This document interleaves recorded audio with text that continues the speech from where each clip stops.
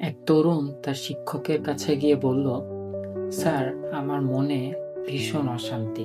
আমি কোনো কাজে মনোযোগ দিতে পারছি না। মাথায় সবসময় দুশ্চিন্তা করে। শিক্ষক কিছু না বলেই চা দিতে গেলেন, কিন্তু কাপ পূর্ণ হয়ে চা পড়ে যাওয়ার পরও তিনি চা ঢালতেই থাকলেন।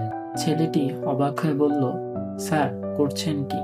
কাপ তো ভরে গেছে, আর ঢাললে তো সব চা পড়ে যাবে। শিক্ষক হেসে বললেন, এই চায়ের কাপটাও ঠিক তোমার মনের মতন।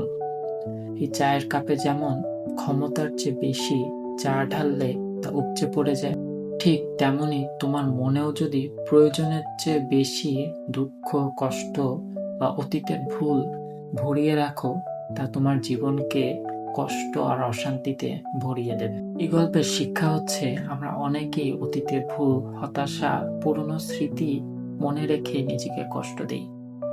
কিন্তু অতীতের বাজে অভিজ্ঞতা ধরে রাখলে সামনে এগোনোর নতুন কোনো সুযোগ কাজে লাগানো যায় না।